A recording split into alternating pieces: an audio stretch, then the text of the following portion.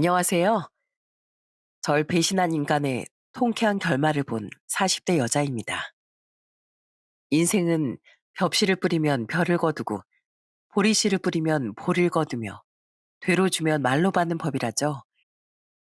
이 말인즉슨 사람은 좋은 일이든 나쁜 일이든 살아가면서 행한 일에 대한 업보를 언젠간 돌려받는다는 것인데요. 제 사연은 바로 이 법칙으로 인해 단죄받은 인간에 대한 이야기입니다. 따지고 보면 뭐 그놈이 제 발로 제 발등을 찍은 거였지만은요. 지금부터 그 이야기를 시작해 볼 테니 부디 지루하지 않게 들어주셨으면 좋겠습니다. 저는 평범한 중산층 집안의 일남 일녀 중 둘째로 나고 자랐어요. 그리고 성인이 되어 중견기업을 다니던 전 다정다감하던 남편을 만나 결혼을 하게 되었죠. 저보다 한 살 많던 남편은 연 매출 10억에서 15억 정도 나오는 사업을 운영하던 사람이었어요. 난 내 자신이 정말 멋지고 자랑스럽다고 생각해. 어려운 형편의 집안에서 태어난 내가 이렇게 자수성가해서 성공한 사업가가 되기까지 얼마나 많은 노력이 필요했다고. 남편은 자기 자신에 대한 자부심이 철철 넘쳐 흘렀습니다. 남편은 늘 자신을 성공한 사업가 혹은 잘 나가는 사업가라고 표현하길 좋아했죠. 물론 자수성가한 남편이 존경스럽고 대단하다고 생각했지만 솔직히 남편을 대성한 사업가라고 말하긴 좀 어려웠어요. 잘 나가는 사업가라고 말하기엔 민망하고 남편은 대기업 직원들보다 좀 더 센 정도의 연봉을 벌고 있었거든요. 결혼 후 집안 경제권을 제가 가지게 되어 저는 남편 사업에 대해선 잘 몰라도 사업 수입이 어느 정도인진 잘 알고 있었죠. 그래서 저런 남편의 자랑엔 허세가 많이 끼어 있다고 생각했지만 그 정도야 충분히 신경 쓰이지 않을 정도로 남편은 제게 너무 좋은 남편이 되어 주었어요. 어, 여보, 당신 언제 일어났어? 나 이번 주 내내 야근에 찌들어 사느라 너무 피곤했나 봐. 정오가 넘어가는 줄도 모르고 푹 잤네.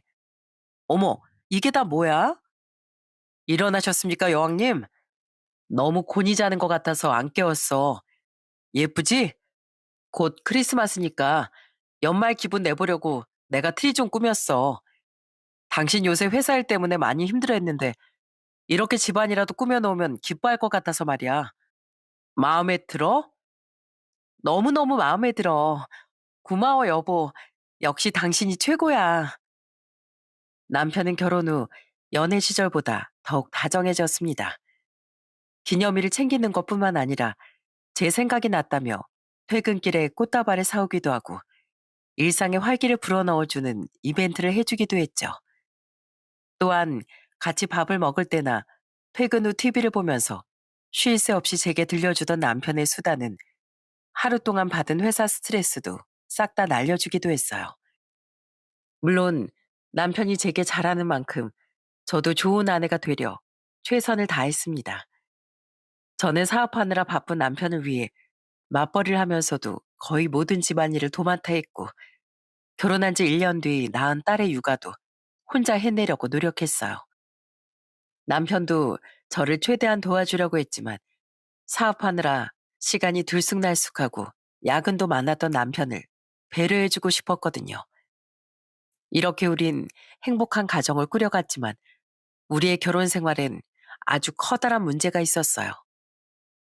예, 너 오늘 우리 아들 아침 못 차려줬는지 왜 사진 찍어서 안 보냈니? 내가 아침 저녁마다 밥상 못 차렸는지 목록 보고하고 사진도 찍어서 보내라고 했어, 안 했어? 그건 바로 시모였습니다. 시모는 자신의 아들인 제 남편을 심하게 애지중지하던 사람이었어요. 결혼 전 시모가 남편의 동생인 시누이보다 남편을 많이 편애했다는 건 들어서 알고 있었는데 막상 결혼해보니 이 정도일 줄은 몰랐던 거죠. 시모는 절 자신의 아들과 독립된 가정을 꾸린 며느리가 아니라 자기 대신 아들을 돌봐주고 있는 부모처럼 대하더라고요. 시모는 정말 사사건건 우리의 생활에 간섭하고 자기 아들의 일거수일투족을 제게 보고받길 원했습니다. 예를 들어 신혼 초의 시모는 제게 남편의 아침밥을 잘 차려주고 있는지 물었어요. 그때 전 아무 생각 없이 시리얼을 우유에 말아 먹었다고 말했는데 시모는 무지하게 기함을 하더라고요. 시리얼?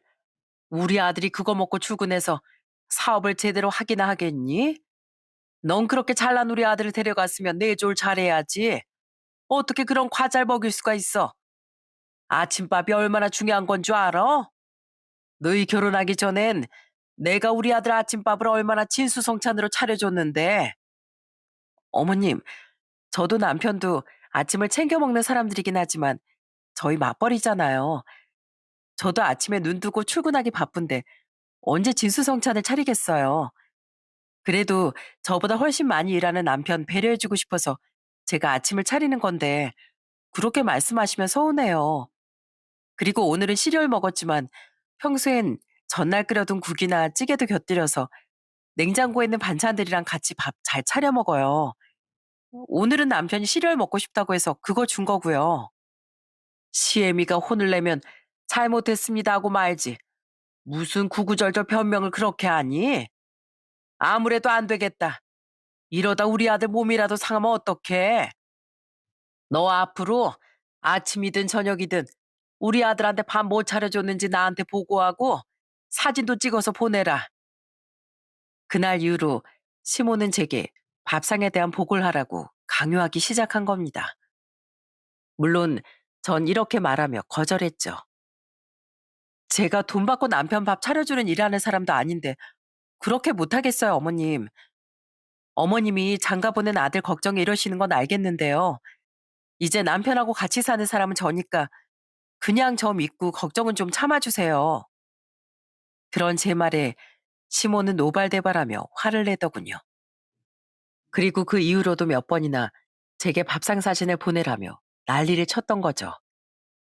그 외에도 시모는 사사건건 제게 전화를 걸어 참견을 하며 괴롭혔어요. 시모는 음식 간은 어떻게 했는지 꼬치꼬치 캐묻고 제 반찬 구성이나 사용하는 식재료의 브랜드까지 참견하며 잔소리를 해댔습니다. 또한 시모의 간섭은 음식뿐 아니라 일상생활에까지 이어졌어요. 예, 요즘 날씨도 더워지고 있는데 너 이불은 제대로 갈았니? 우리 아들 더위 타서 좀 까끌까끌한 소재로 이불 깔아줘야 돼. 신경을 쓰고 있는데요. 애기 얼굴 다칠까봐 그런 소재로까진 못 바꿨어요. 뭐? 예, 너 우리 아들 피곤해서 일은 어떻게 하라고? 그 어린애랑 잠을 같이 재워? 네가 작은 방에서 애랑 따로 자든가 해야지. 아기 침대가 저희 침대 옆에 따로 있긴 한데요. 애가 하도 안 자고 칭얼대서 저희 침대에 데려와서 종종 재워요. 그리고 어머님, 저도 애 낳고 복직한 지 얼마 안 됐는데 저도 밤새 혼자 애 보면 힘들고 피곤해요. 저도 제 남편 배려 많이 해주곤 있는데 너무 제 희생만 바라시는 것 같아서 서운하네요. 원래 여잔 다 그렇게 힘들게 사는 거야. 넌 여자가 돼서 왜 이렇게 희생정신이 없니? 어머님, 정말 해도 해도 너무하세요. 제가 이 집에 며느리로 들어왔지 식모로 들어왔어요? 저도 사람이고 힘들어요. 그렇게 아들이 걱정되면 결혼시키지 말고 평생 옆에 끼고 살지 그러셨어요. 뭐야? 내가 일부러 너랑 우리 아들 결혼시켰니? 우리 아들이 하도 네가 좋다길래 그냥 결혼시켜 준 거지. 그리고 우리 아들처럼 돈 잘 벌고 다정한 남편감이 세상에 어디 있어? 그런 남편을 얻었으면 네가 그만큼 더 잘해야 할 거 아니야? 저도 남편이 제가 좋다고 해서 결혼한 거지 식모로 팔려온 거 아니거든요. 저랑 남편 사이엔 서로 잘하면서 아무 문제가 없는데 왜 자꾸 어머님이 가정불안 만드시는 거예요? 결국 참을성이 폭발한 전 시모에게 목소리를 크게 높이며 화를 냈습니다. 평소 제 편을 들며 시모를 말리던 남편 또한 목소리를 키우며 제 편을 들었죠. 어머니, 제발 그만 좀 하세요. 저희 집사람 지금도 넘치게 저한테 잘하고 있어요. 요즘 세상에 맞벌이 하면서 꼬박꼬박 남편 아침밥 차려주고 사업하는 남편 고생한다고 집안일에 육아까지 혼자 다 하려고 노력해주는 사람이 어디 있어요? 아이고, 이놈아. 이애민 다 네 걱정이 돼서 이러는 거 아니야. 내가 널 얼마나 금이야 오기야 키웠는데 감히 애미한테 목소리를 높이니? 내가 세상을 헛살았다. 헛살았어. 어디 여자한테 홀려가지고 지 애미한테 소리를 질러? 이게 다 네가 결혼을 잘못해서 이렇게 변한 거야. 그때 시모는 서럽게 울며 또 제 탓을 해댔습니다. 그날 집으로 돌아온 뒤 남편은 제게 연신 사과를 했어요. 이렇게 남편이야 늘 제 편이었지만 그 모습을 보고 시모는 오히려 제게 앙심을 품은 모양이더군요. 시모는 날이 갈수록 틈만 나면 제게 이렇게 비아냥대며 한탄했어요. 너만 아니었으면 우리 아들은 평생 애미가 최고인 줄 아는 효자였을 거다. 네가 우리 아들을 나한테서 빼앗아 간 거야. 에휴, 내 팔자야. 자식 잘나게 다 키워놨더니 이렇게 서러울 수가 있나. 그렇게 말뿐 아니라 시모는 제게 엄한 트집까지 잡으며 자꾸 저를 괴롭혀댔죠. 한 번은 시댁에 갔던 어느 날 남편이 하필 구멍난 양말을 신고 간 적이 있습니다. 아이를 챙기느라 정신이 없어 저도 남편도 미처 몰랐었는데 저희가 도착하자마자 그걸 발견한 시모는 아주 난리를 쳤어요. 이해, 너 평소에 우리 아들 내줄 하긴 하는 거니? 아니면 너 나한테 시위라도 하는 거야? 네? 갑자기 또 그게 무슨 소리세요? 우리 아들 양말에 구멍 났잖아. 세상에, 내가 우리 아들을 얼마나 귀하게 키웠는데 어떻게 이런 걸 신기고 나오게 할 수가 있어? 이런 사소한 거에서부터 네가 얼마나 못되고 못난 며느리인지가 티가 나는 거야. 네 양말은 새 것처럼 깨끗한데 왜 우리 아들 양말에만 구멍이 나 있어? 너 우리 아들 옷은 사주지도 않고 네 옷만 사 입는 거지? 우리 아들이 벌어다 준 돈 너 다 어디다 빼돌렸어? 제가 남편 돈을 빼돌리긴 어디다가 빼돌려요. 저흰 서로 수입도 지출도 다 투명하게 공개하면서 사는데 그리고 집에 이 사람 새 양말 잔뜩 있어요. 제가 버리라고 하는 양말도 아깝다고 안 버리고 신는 건 이 사람인데 대체 왜 저한테 그러세요? 시모는 남편의 양말에 난 구멍 하나로 절 못되고 못난 며느리를 만들어버린 겁니다. 또한 시모는 제가 음식을 하면 못난 성정을 닮아서 음식이 맛이 없다며 생트집을 잡았고 누가 봐도 살이 통통하게 오른 제 남편을 보며 우리 아들이 결혼을 잘못해서 갈수록 안색이 안 좋아진다는 헛소리를 하기도 했어요. 그때마다 열이 받은 제가 지지 않고 말대꾸라면 시모는 이렇게 역정을 내곤 했죠. 저저 시애미 말에 따박따박 말대꾸하는 꼬락선이 좀 봐라. 어디서 저런 건방지고 드세 며느리가 들어왔어? 물론 그때마다 남편은 제 편을 들었지만 시부는 완전한 방관자였어요. 에휴, 이놈의 집구석은 하루도 조용할 날이 없구만. 시부는 늘 집안에 대한 불평불만만 늘어놓으며 집안을 바로잡을 생각은 않고 방이나 집 밖으로 가버리곤 했어요. 그나마 독신주의를 선포한 후 독립해서 나가 살던 시누이가 시부 대신 시모를 말리고 제게 미안해하곤 했죠. 엄마, 내가 엄마 같은 시어머니 만날까봐 결혼 안 하는 거야. 제발 그만 좀 해. 세상에 새언니처럼 오빠한테 잘해줄 여자가 어디 있는 줄 알아. 죄송해요, 새언니. 저희 엄마, 우리가 어릴 때부터 유독 오빠한테만 극성이었어요. 왜 남편이 외롭게 하면 아들한테 집착하는 엄마들이 있다고 하잖아요. 그게 바로 저희 엄마였거든요. 오빠가 저보다 더 살가기까지 하니까 엄만 딸인 전 안중에도 없이 오빠한테만 집착하신 거예요. 매번 너무 죄송해요. 신우이의 말에 의하면 시모에게 제 남편은 귀한 아들이자 집안에 무관심했던 자신의 남편 대신이었던 겁니다. 늘 제 편이던 신우이와 남편 덕에 억울하진 않았지만 그래도 시모 때문에 제 결혼 생활은 너무 힘들었어요. 하지만 남편이 저희 친정에 너무 잘했기에 저 또한 시댁의 발길을 끊긴 힘들었죠. 남편은 바쁜 와중에도 따로 저희 엄마를 불러내 둘이 데이트를 하고 오기도 하고 친정에 가면 엄마 끊임없이 수다를 떨며 살가운 사이가 되어주곤 했습니다. 또한 친정에 행사가 있으면 저보다도 먼저 오빠 연락해 계획을 세워주고 술이 셌던 아빠를 끝까지 술 대작을 해주는 등 저희 친정에 정말 좋은 사이가 되어줬어요. 그런 제 남편을 굉장히 예뻐하시던 엄만 시댁 때문에 힘들어하던 제게 늘 이렇게 말하시곤 했죠. 그래도 이서방을 낳고 키워주신 분 아니냐. 고생스럽긴 해도 서로 잘 대화하면서 잘 풀어봐. 이서방이 원래는 참 효자였다며. 그런 이서방이 가운데서 얼마나 난감하겠니. 이서방이 말은 안 해도 아내랑 자기 부모랑 멀어져 가는 모습 보고 얼마나 속상해하고 있겠어. 이서방 우리 집에 정말 잘하잖아. 너랑 네 딸한테도 그렇고. 그러니까 네가 이서방을 생각해서 좀 참고 시댁의 며느리 돌인하고 살아.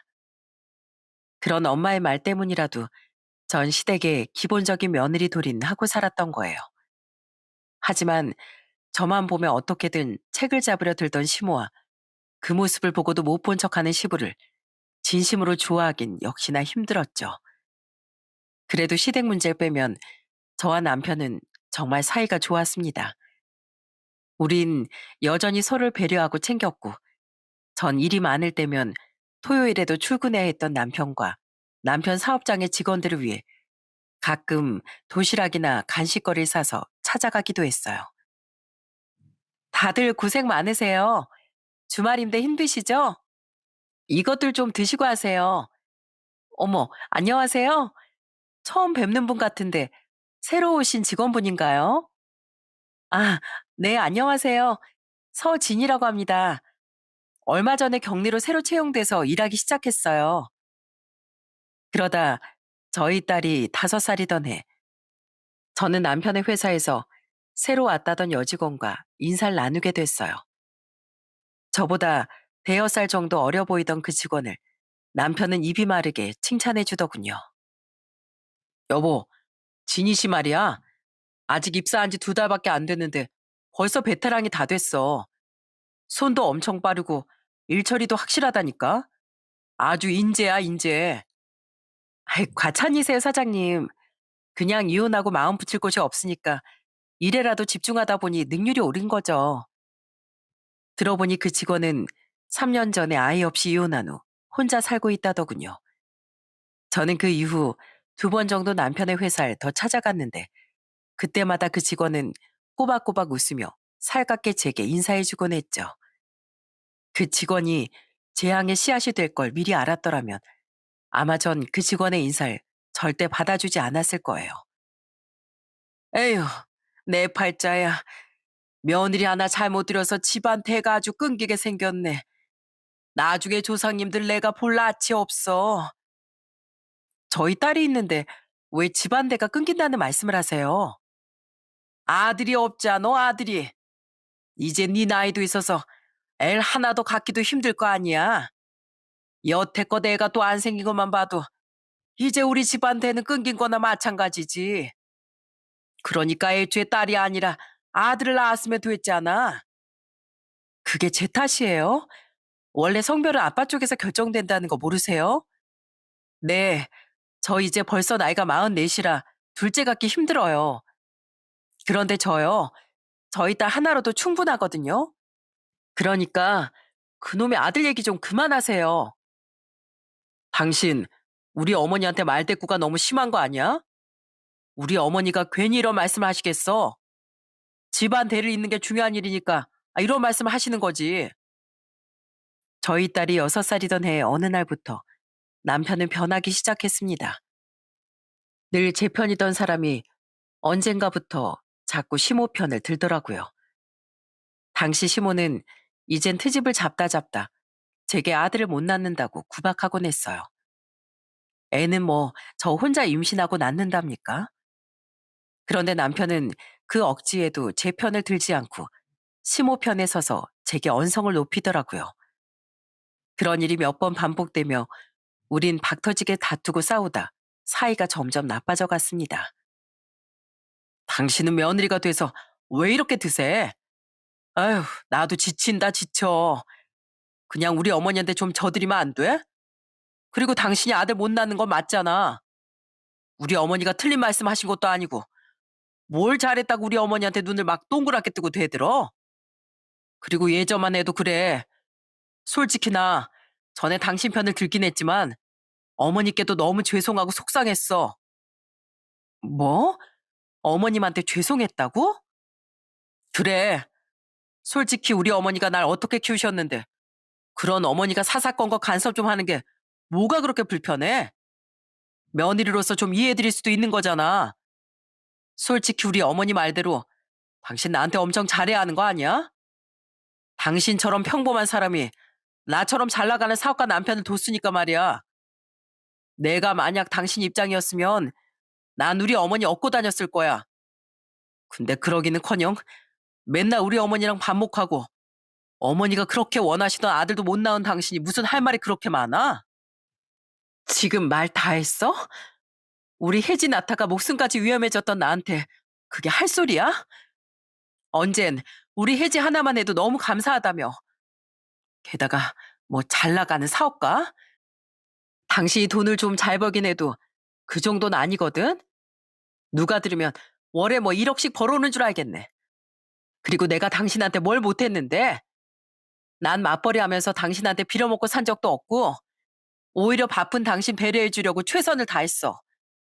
날 못 잡아먹어서 안달인 당신 엄마 때문에 시댁에 가기 싫어도 당신 생각해서 가서 며느리 돌인했던 거야.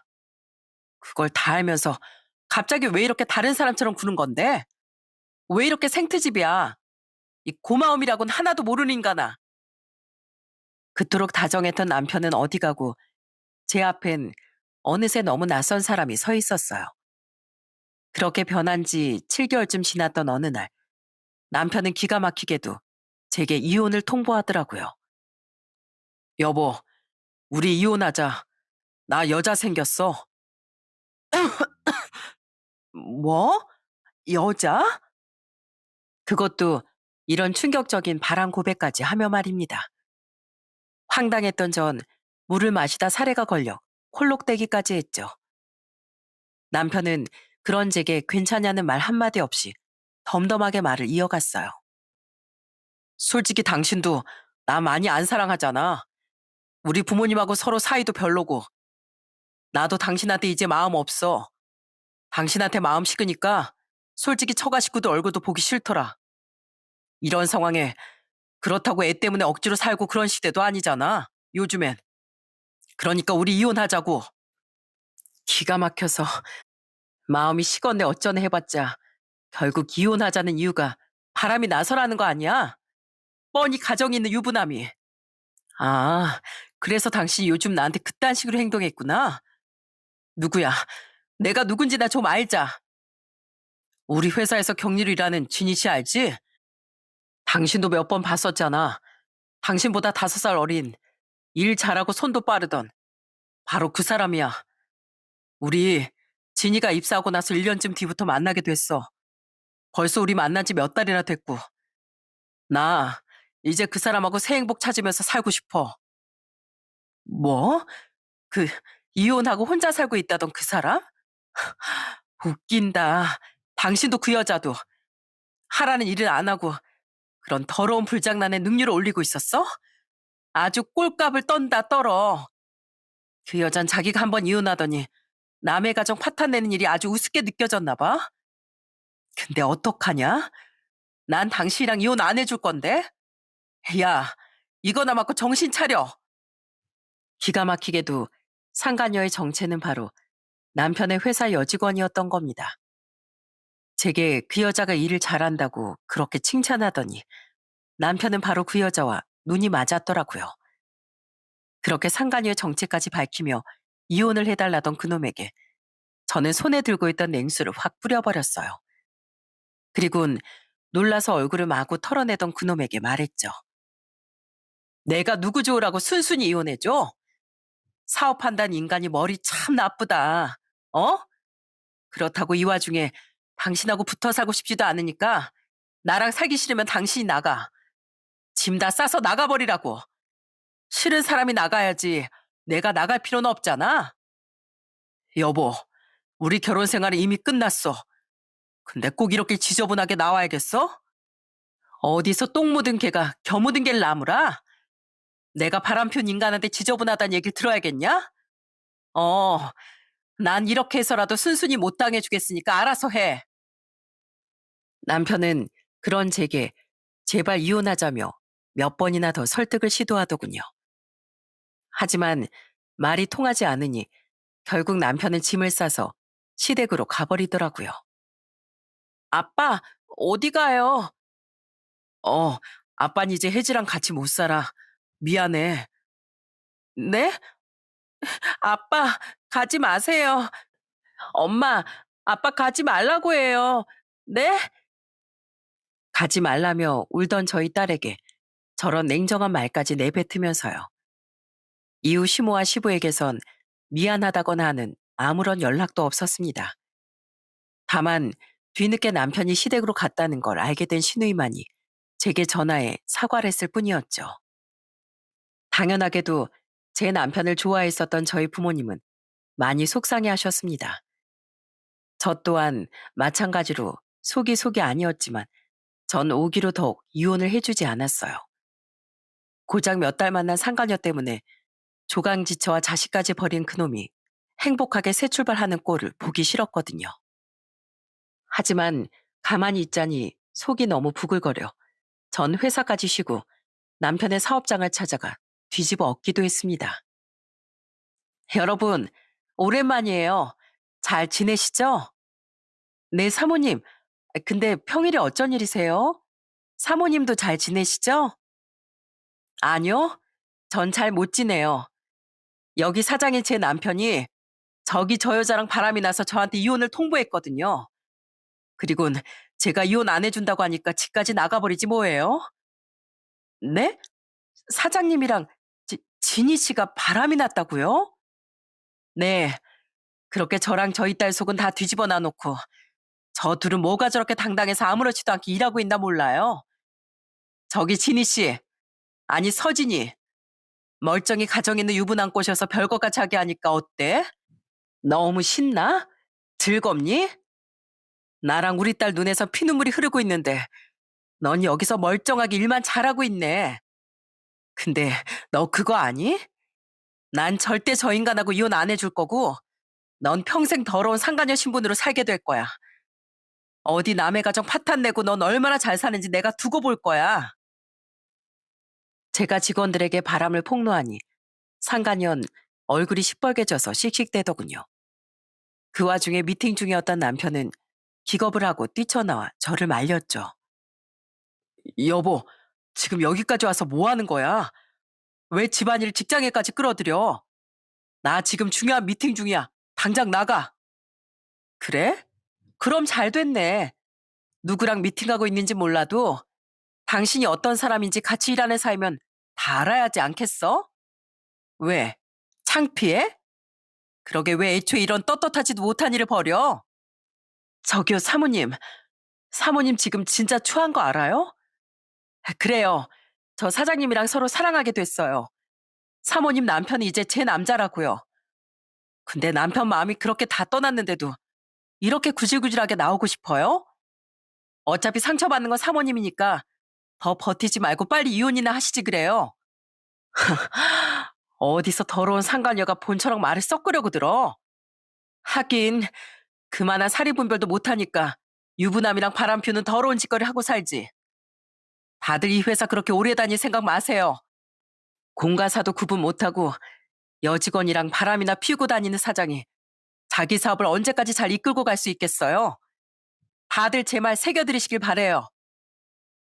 저는 발만 동동 구르던 남편과 뻔뻔하게도 제게 대들던 상간녀에게 비웃음을 흘려줬습니다. 그리곤 어안이 벙벙해진 다른 직원들에게 진심 어린 충고를 남긴 후 그곳을 나와버렸죠. 그렇게 남편이 집을 나간 지 한 달이 지나 어느덧 우리의 6번째 결혼 기념일 날이 되었습니다. 매해 우리 세 식구의 파티 날이었던 그날이 돌아오자 전 제 스스로가 한층 더 초라하게 느껴졌어요. 그런데 그날 저녁 남편이 집으로 절 찾아왔더군요. 다행히 집에 있었네. 나 중요하게 할 말이 있어서 왔어. 안녕하세요, 김재선 씨. 또 뵙네요. 지독한 거. 이혼 안 하고 버텨서 결국 날 여기까지 오게 만드는구나. 그것도 아주 황당하게도 상간녀의 손을 꼭 붙잡은 채 시모까지 데리고 말입니다. 심지어 상간녀는 이젠 제게 사모님이라고도 않고 제 이름을 불러대더라고요. 전 심상치 않은 분위기를 느끼고 놀라서 눈물을 글썽거리던 딸을 우선 방으로 들여보냈어요. 그리곤 그들에게 소리쳤죠.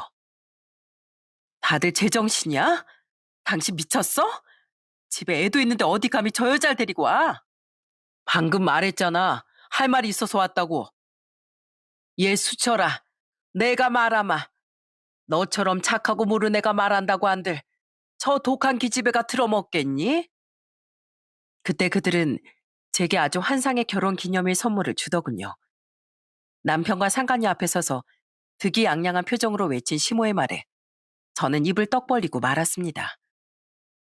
이에 우리 새 며느리 임신했단다. 이번에 산부인과 가서 검진 받아보니까 벌써 2달이나 됐다고 하더라. 그러니까 너 그만 버티고 당장 이혼해. 앞으로 우리 집안돼도 못 이을 너 같은 며느리 우리 집엔 해악만 끼칠 뿐이야. 뭐요? 임신? 그래. 지난달에 수철이가 집 나올 때 우리 새아가가 임신한 걸 진즉 알았으면 좋았을 뻔했다. 그랬으면 나부터 당장 달려와서 너랑 수철이를 이혼시켰을 거야. 난 너처럼 막대먹고 건방진 며느리보다 우리 진이처럼 세상 조신하고 내 말이면 뭐든 네네 하는 며느리가 1000배 나아. 우리 새아가가 얼마나 착하고 효부인지 아니? 우리 수철이가 우리 집에 들어와 살게 된 후로 우리 새아가는 매일같이 우리한테 문안 인사 드리러 온다. 아직 우리 정식 며느리도 아닌데 와서 저녁상도 차리고 앞으로 우리 수철이랑 재혼하게 되면 수철이 일거수일투족도 다 나한테 알려주겠대. 내가 걱정 안 하게 말이야. 세상에 이런 착한 애가 어디 있니? 그러게요. 놀랍네요. 근데 과연 그게 얼마나 갈까요? 세상 어떤 여자가 몸종도 아니고 자기 시어머니 비율 그렇게 다 맞추면서 살 수 있겠어요? 그것도 물론 제가 어디까지나 이혼을 해줘야 시어머니 며느리 관계로 살 수 있겠지만은요. 아, 시끄러워. 아무튼 한마디를 안 지지. 어? 넌 나도 그렇게 싫고 내 아들하고의 관계도 아작났는데 언제까지 그렇게 버틸 셈이야? 정말 추하다 추해. 잔말 말고 너 당장 이혼해. 그렇게 애지중지하는 네 딸 데리고 우리 아들 인생에서 사라지란 말이야. 그들이 제게 준 결혼 기념일 선물은 바로 상간녀의 임신 소식이더라고요. 이어진 시모의 말을 들어보니 상간녀는 시부모에게 온갖 아양은 다 떨어놓은 모양이더군요. 저에 대한 악감정이 극에 달해있던 시모는 어떻게든 절 몰아내고 그렇게 마음에 드는 새 며느리를 드리려 혈안이 되어 있었습니다. 상간녀는 그런 시모의 옆에서 아주 가증스럽게 이렇게 말했어요. 손부채질까지 해대면서요. 아휴, 어머님, 그렇게 화내시면 혈압 올라가요. 화 좀 식히세요. 어차피 저 여자가 버티면 뭐 얼마나 버티겠어요. 우리 이따 어머님 댁에 가서 냉면 해 먹을까요? 제가 어머니 속 시원해지시도록 냉면 해드릴게요. 아이고, 예쁘다, 우리 새아가. 아, 냉면 좋지. 내가 너 같은 면을 얻으려고 저런 못돼 처먹은 며느리랑 몇 년이나 옥신각신하며 살았나 보다. 예, 애미 너. 이만하면 네가 우리 집에서 얼마나 환영받지 못하는 며느리인지 톡톡이 알았지? 우린 너 닮은 소녀까지도 꼴도 보기 싫으니까 그만 구질구질하게 버티고 이혼 소리 어서 도장 찍어라. 어? 진짜 대단하시네, 어머님. 그렇게 아들 인생에 사사건건 간섭을 하고 싶어 하더니 이젠 이혼까지 직접 시키고 싶어서 여기까지 오신 거예요? 전 어머님 아들이 어머님이랑은 다르게 그래도 정신이 좀 멀쩡한 인간인 줄 알았거든요. 근데 아니더라고요. 어머님보다 아주 더하면 더한 인간이었어요. 그거 아세요? 이 인간을 그렇게 금수로 키운 사람이 바로 어머님이라는 거요. 두고 보세요. 이렇게 제 가슴에 대못 박은 이 인간 언젠간 지옥 불구덩이로 대굴대굴 굴러 떨어질 거니까요. 그리고 어머님은 그런 아들을 보면서 땅을 치고 오열할 순간이 분명 올 거예요. 어머, 이봐요, 김재선 씨. 어떻게 며느리가 돼서 시어머니한테 그런 악담을 해요? 그쪽이 그러니까 남편한테도 시어머니한테도 버림을 받은 거예요. 야, 넌 조용히 해. 어디 그 더러운 입으로 내 이름을 입에 담아? 저딴 남편도 시어머니도 나 필요 없거든? 그리고 너라고 뭐 행복하게 잘 살 수 있을 것 같아? 네 미래도 분명 똑같을 거야. 인생은 원래 뿌린 대로 거두는 법이거든. 이 더러운 상간녀야. 어머, 무서워. 어머님, 저 무서워요. 아이고, 아이고, 우리 새아가 놀랐어? 괜찮아, 진이야. 내가 지켜줄게. 저는 시모와 가증스러운 상간녀에게 악담을 퍼부었습니다. 그러자 상간녀는 겁에 질린 신용을 했고 시모와 상간녀의 손을 꼭 붙잡고 있던 남편은 상간녀를 꿀이 뚝뚝 떨어지는 말투로 달래더군요. 그리고 다시 제게 고개를 돌린 남편은 결의에 찬 말투로 말했어요. 봤지? 당신 자리에 우리 진이가 들어오면서 우리 집이 얼마나 화목해졌는지. 게다가 내 아이까지 임신한 진이 나 이제 평생 책임지고 행복하게 만들어주면서 살 거야. 우리 진이 당신이 그렇게 개망신 준 후로 내가 회사도 그만두게 했어. 창피 당한 채로 힘들게 일하게 하고 싶지 않아서 말이야. 이제 남은 일은 당신하고 이혼하고 우리 진이랑 새 집 얻어서 행복하게 살 일뿐이니까 이제 그만 좀 버티고 이혼해. 얘 수철아, 임신한 우리 새아가 이런 무서운 분위기 속에 계속 서 있는 거 힘들겠다. 난 우리 새아가랑 먼저 집에 가 있을 테니까 네가 확실하게 잘 마무리하고 와. 엄마가 이 정도로 서포트 해줬으면 마무리는 알아서 잘할 수 있지? 네, 어머니. 같이 와주셔서 감사해요. 진이야, 넌 어머니랑 같이 먼저 집에 가 있어. 금방 마무리하고 돌아갈게. 그렇게 남편과 시모가 한마음 한뜻이 되어 제게 이혼을 요구하고 상간녀를 감싸자 상간녀는 의기양양한 표정으로 시모와 함께 저희 집을 나갔습니다. 이제 저희 집에 남은 건 남편밖에 없었죠. 순식간에 몰아친 정신없는 상황에 멍해졌다 겨우 정신을 차리니 순간 제가 지금 뭘 하고 있는 건가 하는 생각이 들더군요. 그리고 이 추잡스러운 집안하곤 창피해서라도 더 이상 엮여 살고 싶지 않다는 생각이 강하게 들더라고요.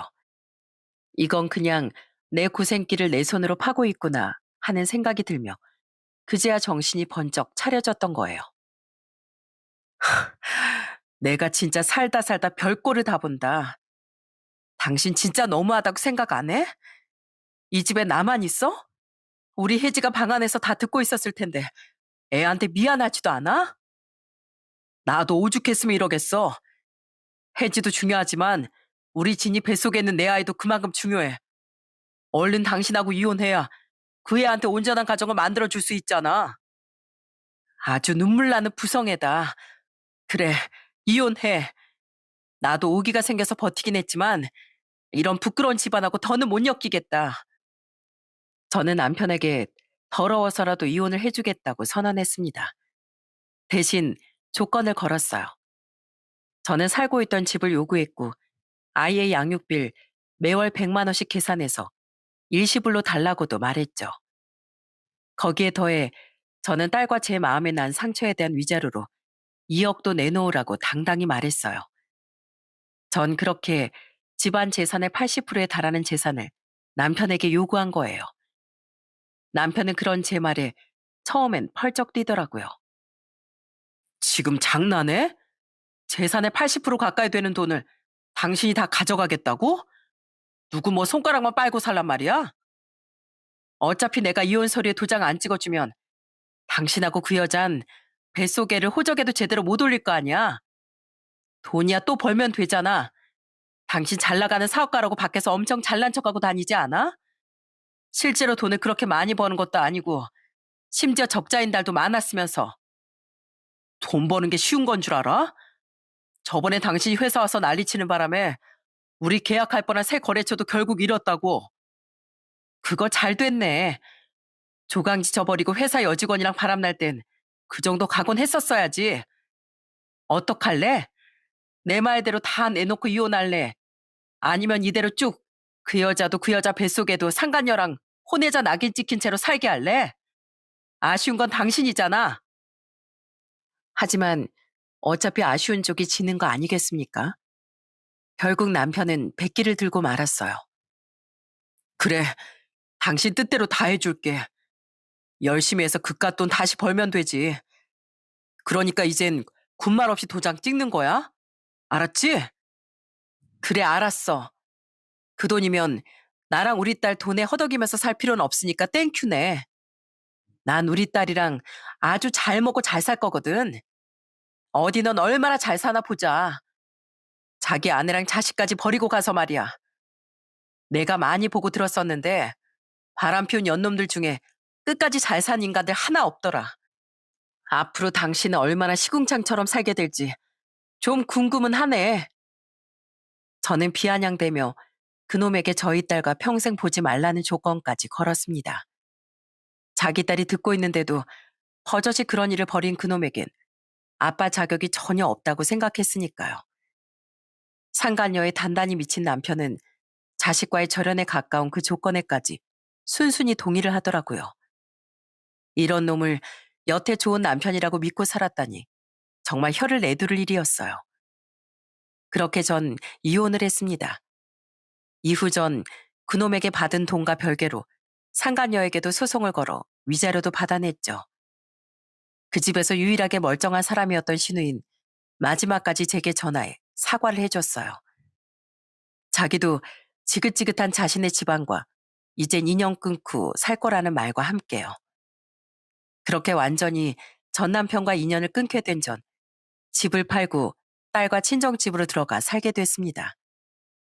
절 걱정한 친정 부모님이 먼저 제안해 주시기도 하셨고 그게 아빠로 인해 상처받은 딸에게도 더 좋은 환경을 만들어 줄 수 있을 것 같았거든요. 여, 여보, 잘 지냈어? 어머, 깜짝이야.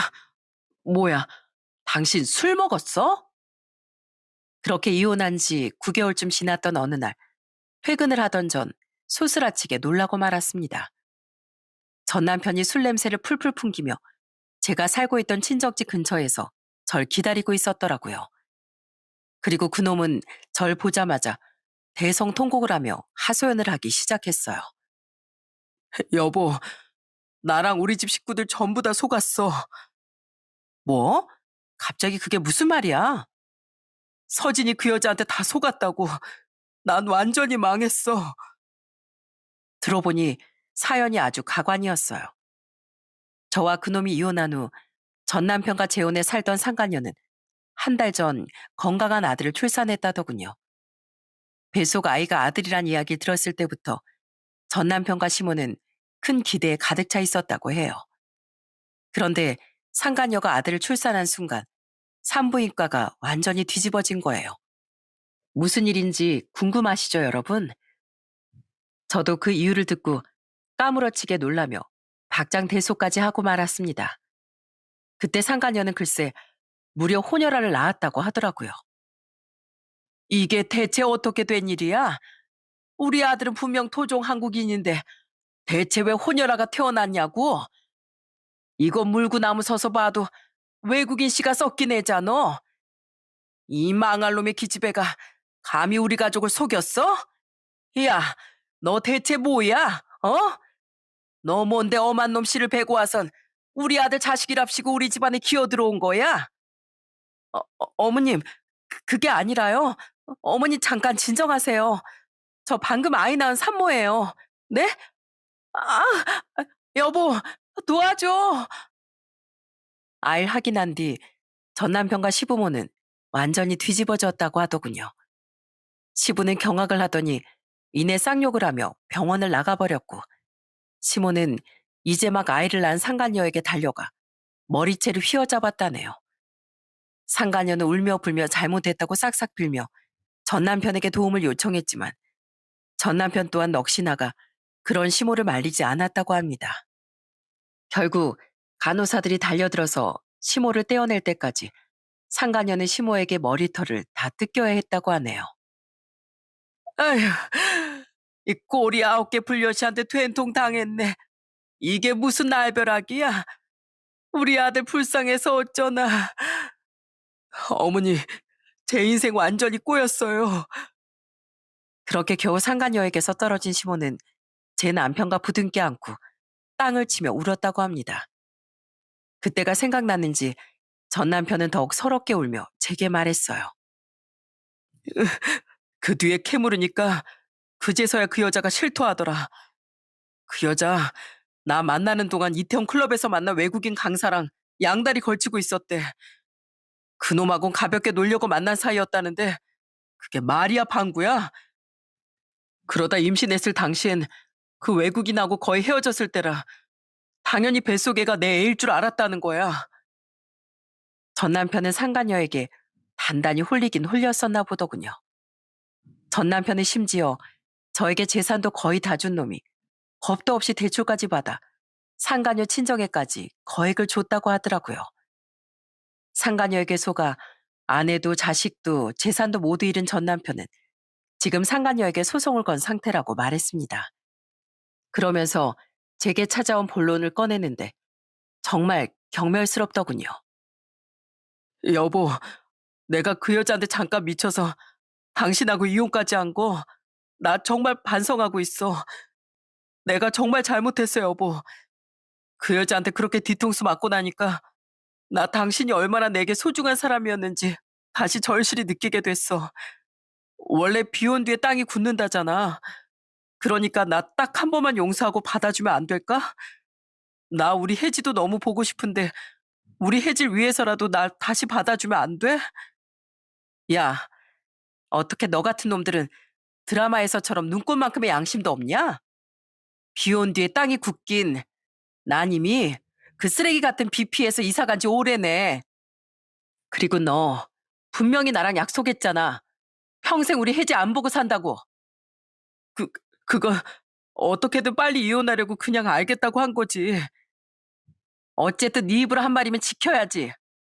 그리고 아빠? 네가 아빠 자격이 있는 인간이라고 생각해? 아니, 세상 그 어느 아빠가 평생 자기 자식을 보지 말라는 말에 신나서 알겠다고 대답하겠니? 넌 나한테뿐만 아니라 우리 혜지한테도 평생 죄인이야. 내가 전에 그랬지? 바람 피우는 연놈치고 잘 사는 인간 하나도 못 봤다고. 딱 그 말대로 꼴 좋게 됐네. 당신이 그렇게 된 건 다 자업자득이니까 여기 와서 이렇게 헛짓거리하지 말고 앞으로도 계속 시궁창이나 구르면서 사세요. 알았냐? 징징거리는 거 끝났으면 빨리 가버려. 경찰 부르기 전에. 또 오기만 해. 그땐 아주 변기물을 퍼다가 끼얹어 줄 테니까.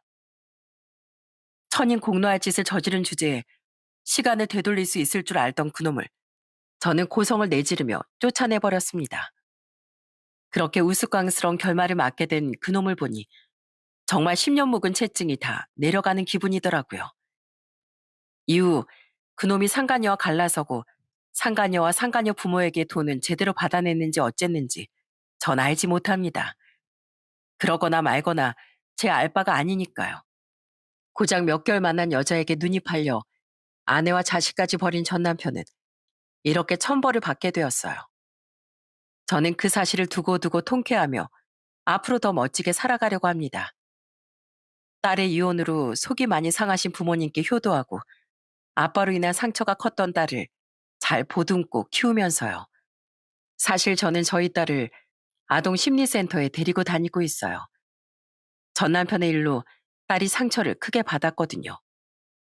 저와 저희 부모님의 보살핌과 꾸준한 상담 덕에 다행히 저희 딸은 많이 밝아진 상태입니다.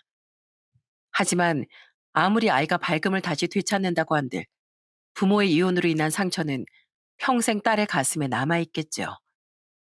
저는 제 사연을 통해 가정이 있음에도 불구하고 바람을 피우는 파렴치한들에게 한마디 남기고 싶습니다.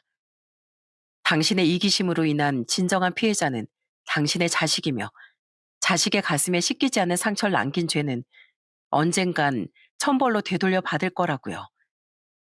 아마 제 전 남편도 혼자 그 외국인의 자식을 키워야 하는 상간녀도 아마 앞으로 지금보다 더한 불행 속을 살아갈 거라고 생각해요. 이렇게 결국 모두를 불행하게 만드는 바람이란 짓거린 제발 세상에서 모조리 사라졌으면 좋겠습니다. 제 사연은 여기까지입니다. 딱 하나 마음에 걸리던 아무 죄도 없는 상간녀의 아이만큼은 제발 불행 속에 방치되지 않길 빌며 전 여기서 이만 인사드릴게요. 끝까지 들어주셔서 감사드립니다.